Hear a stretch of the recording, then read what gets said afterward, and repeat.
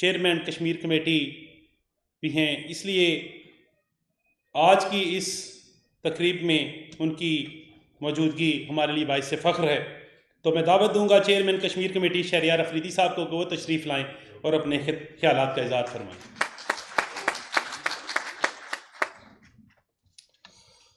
नहमदुहु व नसल्ली अला रसूलिल करीम अम्मा बाद फ़अऊज़ु बिल्लाहि मिनश शैतानिर रजीम बिस्मिल्लाहिर रहमानिर रहीम रब्बि इश्रह ली सदरी व यस्सिर ली अमरी वहलुल उक़दतम मिन लिसानी यफ़क़हू क़ौली सदक़ल्लाहुल मौलानाल अज़ीम बिस्मिल्लाहिर रहमानिर रहीम वल्लाहुल्लज़ी ला इलाहा इल्ला हुवा आलिमुल ग़ैबि वश्शहादति वर्रहमानिर रहीम वल्लाहुल्लज़ी ला इलाहा इल्ला हु अल मलिकुल कुद्दूसुस सलामुल मुअमिनुल मुहैमिनुल अज़ीज़ुल जब्बारुल मुतकब्बिर सुब्हानल्लाहि वम्मा युश्रिकून वल्लाहुल खालिकुल बारिउल मुसव्विरु लहुल अस्माउल हुस्ना युसब्बिहु लहु मा फ़िस समावाति वल अर्दि वहुवल अज़ीज़ुल हकीम सदक़ल्लाहुल मौलानाल अज़ीम।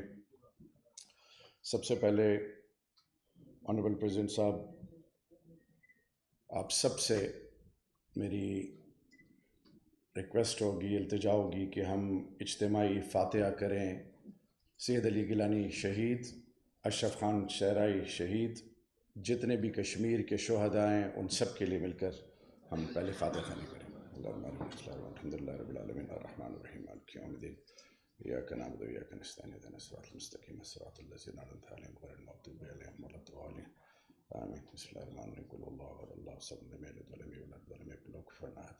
बिस्मिल्लाहिर रहमानिर रहीम कुल हुवल्लाहु अहद अल्लाहु समद लम यलिद व लम यूलद व लम यकुल लहु कुफुवन अहद। बिस्मिल्लाहिर रहमानिर रहीम कुल हुवल्लाहु अहद अल्लाहु समद लम यलिद व लम यूलद व लम यकुल लहु कुफुवन अहद। बिस्मिल्लाहिर रहमानिर रहीम अल्लाहुम्मा इग़फिर लना व मय्यितना व शाहिदना व ग़ाइबना व सगीरना व कबीरना वज़करना व इंसाना अल्लाह ला यतमन्ना फ़इल इस्लाम तौफ़ीक़ बिना फ़तवफ़िल ईमान। अल्लाहु अकबर ला इलाहा इल्लल्लाह अल्लाहु अकबर वलिल्लाहिल हम्द। मेरे काबिल कदर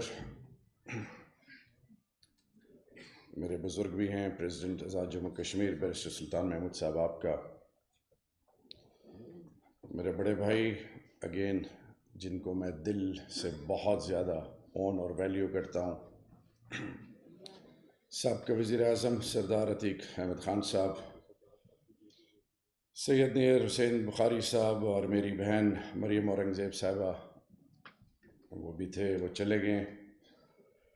all parties Hurriyat conference leader Syed Yusuf Naseem साहब आपका, जमात इस्लामी से डॉक्टर तारिक सलीम साहब आपका, और ख़ासकर प्रेसिडेंट बार सदर अब्दुल राज़िक ख़ान साहब आपका, आपके तमाम टीम प्लेयर्स का, तमाम लीगल फ्रेटर्निटी का, मीडिया का, जहाँ जहाँ तक मेरी जा रही है, सबसे पहले आपको अस्सलामु अलैकुम व रहमतुल्लाहि व बरकातहू। उसके बाद सलाम है आपकी सोच को, सलाम है आपकी अप्रोच को कि कश्मीर लीगल फ्रेटर्निटी जो बेस लाइन होती है किसी कौम की, और वो जो अल्टीमेट ऑब्जेक्टिव होते हैं एक रियासत के, उसमें सबसे पिवटल रोल, कलीदी रोल वो कौन से होते हैं? नेशनल सिक्योरिटी,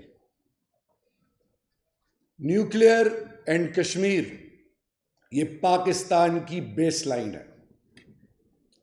सबसे पहले बात होगी सच की, और मैं आपके सामने आया हूं तो मैं हल्फन जो लफ्ज कहूंगा वो रब के दरबार में भी पूछा जाएगा। We are answerable and accountable. वो शुहदा 1834 से लेकर जब सौदा हुआ कश्मीर का, सिंस 178 ईयर्स कश्मीर जिस इस्तिराब से गुजर रहा है, जो कुर्बानियां दी जा रही हैं, और सबसे बढ़कर ये कि आपके सामने अभी कश्मीर के अगले 10-12 मिनट मैं मुकदमा आपके सामने रखूंगा। और नीर बुखारी साहब की बात, ये स्टेटस है with the federal minister, Kashmir committee. मेरे पास कोई मिनिस्ट्री नहीं है। I am 24/7 committed with this cause.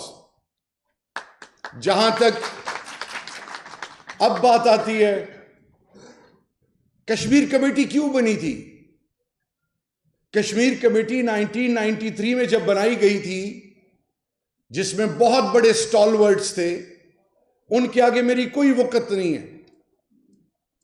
Kashmir committee कि असल हकीकत आज लीगल फर्टर्निटी के आगे मैं रखूंगा। हम जब यूएन रेजोल्यूशंस की बात करें, वो 18 है यूएन रेजोल्यूशंस, जो right to self determination plebiscite का कहती है, और वो जो अब तक हम एक दूसरे के आगे कश्मीर की बातें सुनाते रहे और सुन रहे हैं, तो क्या ये अल्टीमेट ऑब्जेक्टिव है to reach out to all those who are at the receiving end? वो लोग जो खुद इस्तिराब में डूबे हैं, हमने एक दूसरे को वो वाकयात सुनाने। We were suppose to knock at the door of those who matter the most. दुनिया के वो मूवर्स एंड शेकर्स, रब के बाद उनको रीच आउट करना था। तो कश्मीर कमेटी कि थोड़ी सी मैं आपको परफॉर्मेंस बताऊं, और वल्ला मैं किसी ब्लेम गेम में नहीं जाऊंगा, क्योंकि when we talk of Kashmir committee it means the parliament of Pakistan, and when we talk of the parliament of Pakistan it means the voice of the nation. उसमें तमाम पॉलिटिकल पार्टीज, मेरे साथ कमेटी में राजा परवेज अशरफ साहब, former prime minister, Mushahid Hussain Syed साहब, शीरी रहमान साहिबा, खुरम दस्तगीर, एक बहुत बड़ी लिस्ट है। और ये कमेटी का फंक्शन एंड ऑब्जेक्टिव क्या था? ओवरसाइट के अलावा through parliamentary democracy, ministry of foreign affairs के साथ to do the needful at the highest level to achieve the desired objective.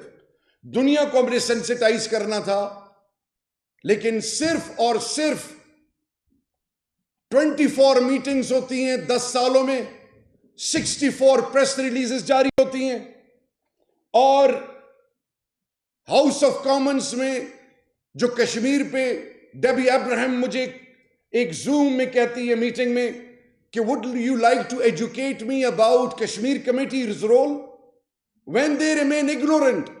आज की इस दुनिया में, मुहज्जब दुनिया में, जो पार्लियामान का रोल, जो सियासी किबला और काबा है, the parliament has the ability to do wonders at all level.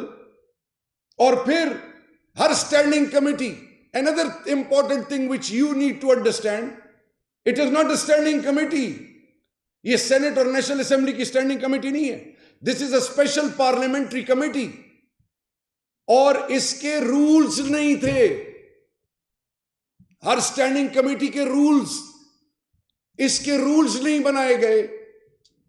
और छोड़ें, स्टैंडिंग कमेटी के रूल्स के अलावा किसी भी ग्लोबल फोरम पे, यूएनजीए का सेशन अभी हुआ 76 सेशन, मेरे साथ प्रेसिडेंट आजाद कश्मीर, फॉरेन मिनिस्टर पाकिस्तान, और हम 3 यूएन सेक्रेटरी जनरल से मिले, साइडलाइंस पे मीटिंग्स हुई।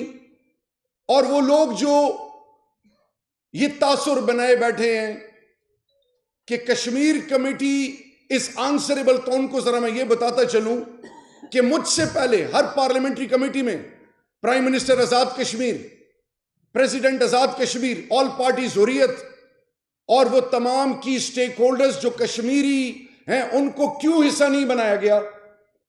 We became the first parliamentary committee. हमने president, prime minister, all parties Hurriyat conference, तमाम स्टेक होल्डर्स, और हमने एडवाइजरी बोर्ड्स बनाए। जब आपका एक प्लेयर इंटरनेशनल एरेना में इंटर होता है, उसके पास रेलेवेंट एक्सपर्टीज होने चाहिए।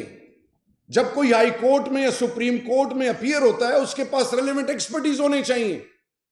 आप मुझे ये बताएं कि अक़वाम आलम में जो की स्टेक होल्डर्स हैं, नंबर 1 दुनिया का जो कैपिटल है वो न्यूयॉर्क है। न्यूयॉर्क के अंदर यूएन जो पाकिस्तान का मिशन है, और यूएन की जितनी भी अभी मीटिंग्स हुई हैं साइडलाइंस पे, why Kashmir committee was not taken on, was not made a part of the agenda, and why all those initiatives which were supposed to be taken were never taken before. Number 1. Number 2, European union, वहां पे क्यों फिर दुनिया के जितने parliaments हैं, और जब अमेरिका की हम बात करें, जब हम कांग्रेसमैन, विमेन, सेनेटर्स की बात करें, सिविल सोसाइटी की बात करें, ह्यूमन राइट्स ऑर्गेनाइजेशंस की बात करें, थिंक टैंक्स की बात करें, देवर क्लूलेस, उनको पता ही नहीं कि कश्मीर कमेटी क्या थी। जिन्होंने आपका मुस्तकबिल, आपके बारे में ओपिनियन मेकिंग करनी है, अभी सरदार अतीक साहब ने फरमाया कि यूनिवर्सिटी के लेवल पर आप पीएचडी जो है वो कश्मीर के हवाले से करवाएं।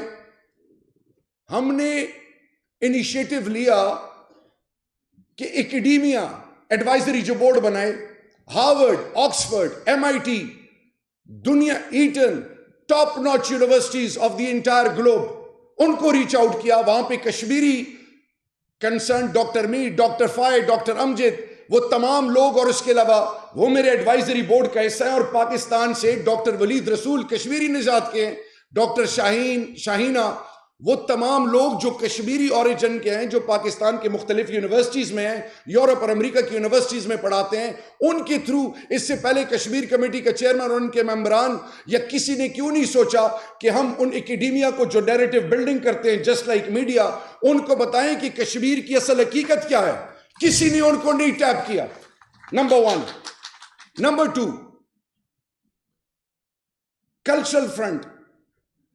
मुझे बताएं, हिरोशिमा नागासाकी से पीछे जाएं, वियतनाम में अमेरिका ने क्या किया, इराक में अमेरिका ने क्या किया, पर्शियन गल्फ में अमेरिका ने क्या किया, अफगानिस्तान में अमेरिका ने क्या किया। सॉफ्ट इमेज के थ्रू उसने अपने दुनिया के अंदर अपने आप को मसीहा बनाया, अपनी यूथ को एजुकेट किया, स्टोरी टेलिंग की कि तुम्हारे ये हीरोज हैं। क्या मेरे मुल्क के अंदर 5 फरवरी के हवाले से या कभी भी कश्मीर के हवाले से या 5 अगस्त के हवाले से जब बात आएगी तो ISPR एक गाना लेके आएगी, दैट्स इट।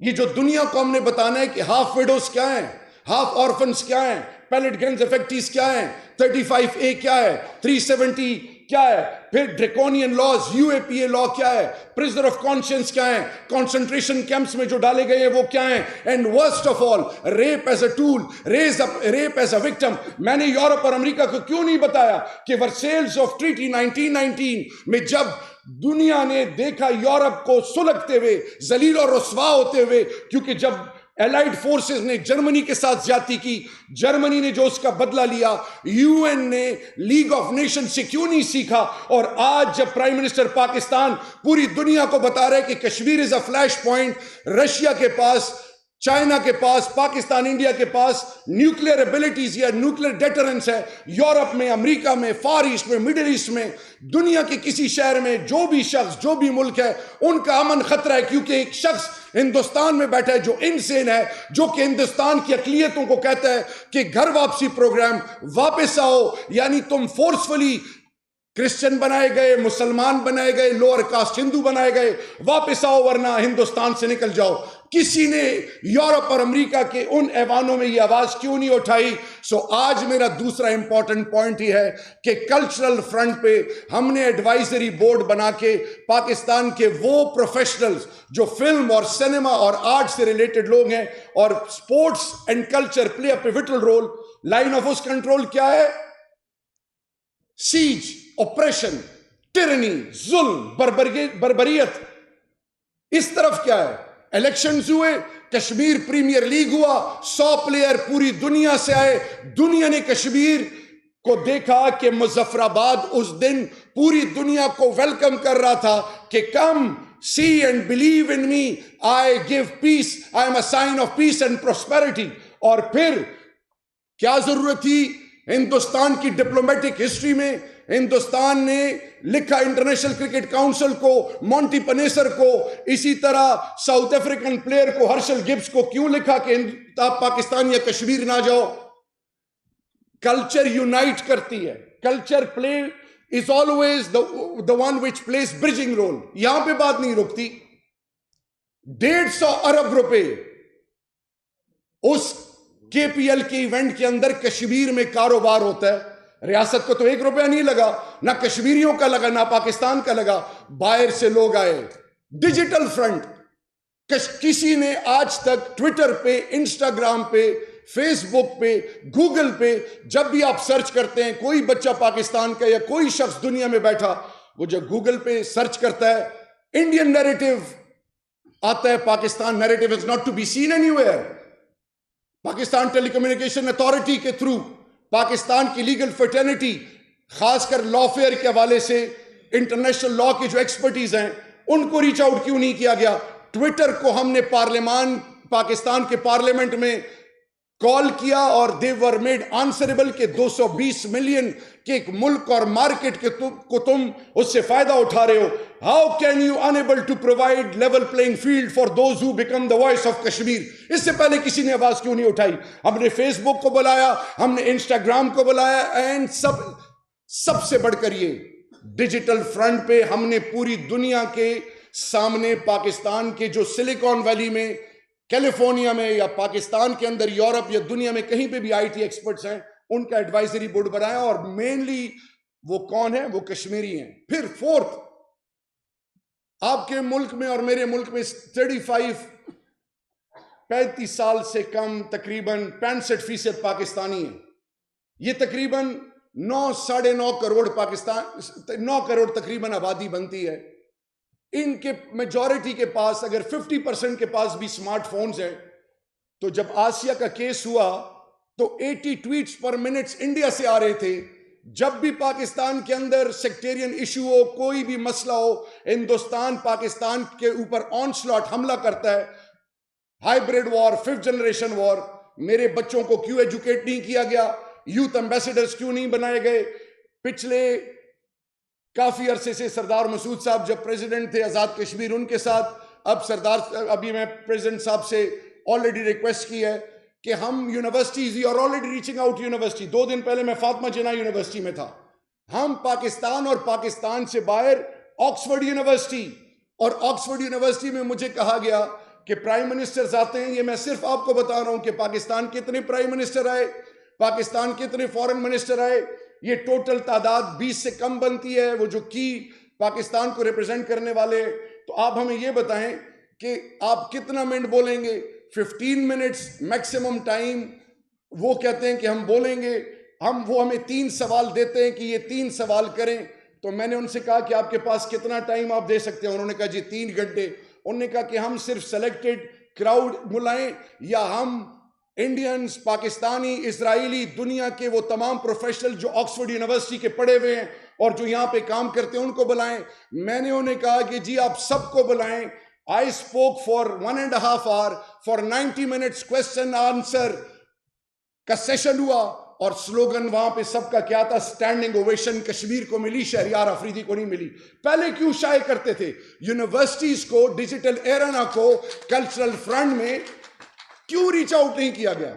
यूथ एम्बेसडर, मेरे बच्चे बच्चियों को आज अगर ये ना पता हो कि जी हाफ विडो क्या है, वो माँ और वो बीवी जिसको पता ही नहीं उसका शौहर 2-2 साल, 20-20 साल से मिसिंग है, वो ऑर्फन, हाफ ऑर्फन, जिसको अपने बाप का ना पता हो, माँ का ना पता हो। और फिर आसिया अंदराबी और कासिम फतू, दुख्तरान मिल्लत, प्रिजनर ऑफ कॉन्शियंस, जो आवाज उठाता है जेल में डाल देते हैं।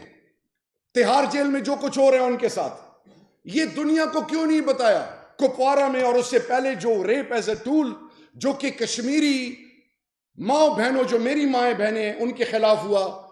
ह्यूमन राइट्स के वो तमाम की स्टेक होल्डर्स को क्यों सेंसिटाइज नहीं किया गया? Another area is Lawfare.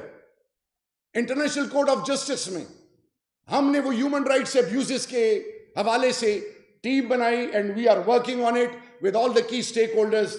और सबसे इंपॉर्टेंट, जो आपको, जब आप इन सर्विस हो, एम्बेसडर हो या फौजी हो या सियासतदान हो, उस वक्त वल्लाह आलम पता नहीं क्या वजह होती है कि अकलों पे पर्दे होते हैं या काम नहीं कर सकते। जब रिटायर हो जाएं तो बड़े सब अच्छे अच्छे मशवरे लेके आते हैं। मैंने रिटायर्ड एम्बेसडर की भी एक पूरी एडवाइजरी टीम बनाई है ताकि हमें गाइड करें। अभी UNGA में जब हम गए तो मैंने पाकिस्तानी कौम को ये एजुकेट करना है। अल्लाह के बाद prime minister and the parliament of Pakistan is responsible for that. Contact group of OIC, जितने फॉरेन मिनिस्टर्स थे, न्यूयॉर्क में बैठ के कश्मीर पे उन्होंने क्या बात की। फिर OIC 2 दफा उनकी टीम पाकिस्तान आई और 3-3 घंटे बैठे रहे। और फिर मेरा एक क्वेश्चन ये है कि जब जमीन के, आप तो लीगल एक्सपर्ट्स है, पाकिस्तान पीनल कोड हो या जिस जिस एस्पेक्ट से भी आप लीगल अफेयर्स को गेज करें, मेरा क्वेश्चन ये है कि जब जमीन का या घर का मामला हो तो एक एक इंच काउंट करते हैं या करवाते हैं। पाकिस्तान का वो incomplete agenda Gurdaspur, Sir Creek, Siachen Pakistan के मैप में क्यों नहीं डाला गया?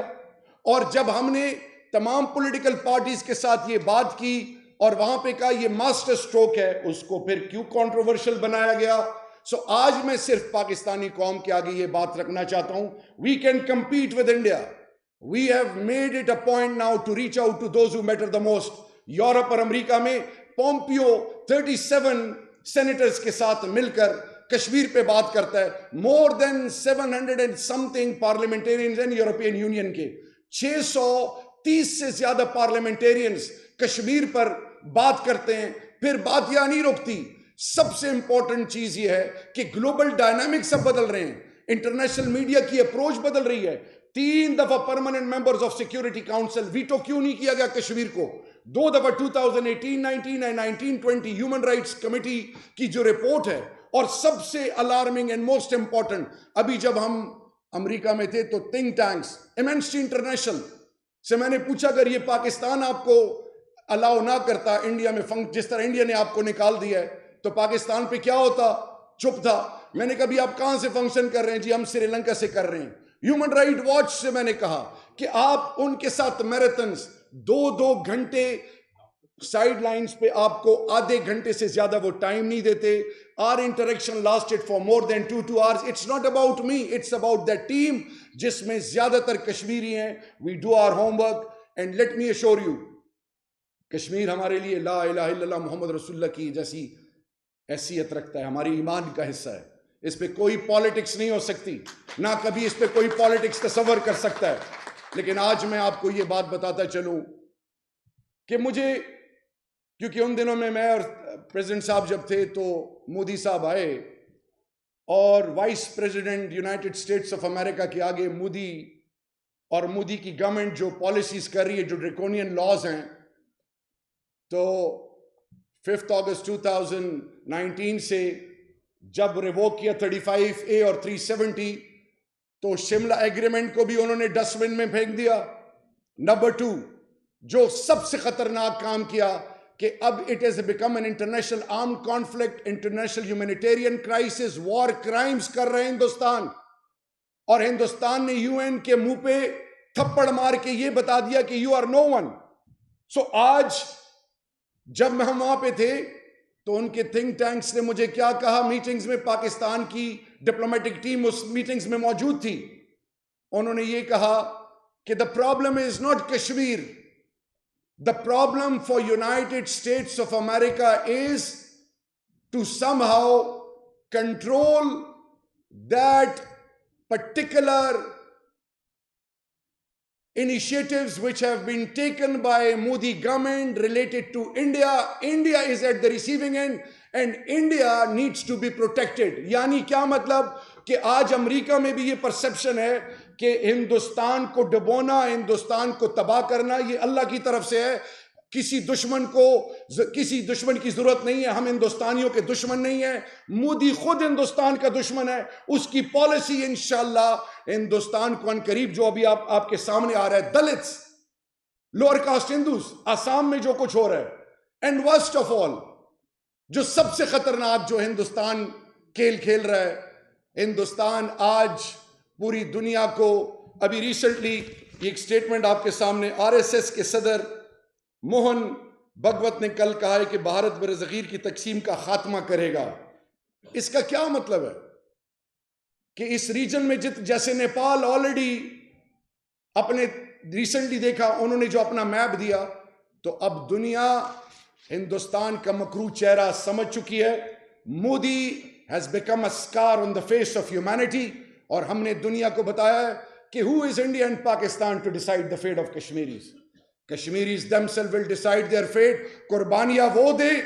और यहां पे हमने ये we have made it a point, it's a government policy के 35A और 370 वापस जब हिंदुस्तान अपने आइन में उसको शामिल करेगा, उसके बाद जब निगोशिएशन स्टार्ट होगी तो तो पाकिस्तान और हिंदुस्तान अकेले कश्मीर पर बात नहीं करेंगे। Kashmir will be a part of every dialogue, every interaction, ताकि उनके सामने तमाम चीजें खुलकर सामने आए। इन दी एंड एक चीज मैं आपको बताऊं, मायूसी कुफर और गुनाह है। पार्लियामेंट में हम सबको साथ लेके चलते हैं। हमने अफ्रीका, यूरोप 22 की ग्लोबल फोरम्स आइडेंटिफाई किए हैं। हमने हर जगह पोप तक को लिखना शुरू किया हुआ है। बहुत पॉजिटिव चीजें आ रही हैं, पॉजिटिव फीडबैक मिल रहा है। कुछ दिन पहले अमेरिका के वो अमीर तरीन सिख बरादरी के लोग अभी 7 कनाडा से सिख पार्लियामेंटेरियन आ रहे हैं। इसके अलावा रिसेंटली अमेरिका के की स्टेक होल्डर्स आए हुए हैं जो यहां पे हैं, जो बाइडेन के नंबर 3 हैं। डॉक्टर आसिफ साहब पाकिस्तान आए हुए। इसी तरह वो जिन्होंने हियरिंग कराई कांग्रेस में, इसी तरह यहां पे ताहिर जावेद साहब आज भी पाकिस्तान में मौजूद हैं, जो बाइडेन टीम का मेन पिलर हैं। द सोल ऑब्जेक्टिव इज कि अल्लाह के फजल से होने का यकीन जब रब से होता है तो मायूसियां और एक दूसरे के आगे रोने धोने से नाकाम चलते हैं। रब जुल जलाल के दरबार में वो चीज कबूल होती है जो नेक नियति से की जाए। We can compete with India, we can defeat India at all fronts, inshallah bi'iznillah. We have conveyed it to the international community last minute that it is, Kashmir needs to be gauged purely on humanitarian ground. They are not the children of a lesser God. वो माएँ बहनें कश्मीर की बेटियां वो आज अक़वाम मुत्तहिदा और Europe और America से मायूस हो गई हैं, और आज अक़वाम मुत्तहिदा और अमेरिका और यूरोप के लिए इंसानियत के हवाले से कश्मीर और पैलेस्टाइन टेस्ट केस हैं। Wake up before it's too late. Long live humanity, long live Kashmir, Pakistan जिंदाबाद। थैंक यू मिस्टर शेर।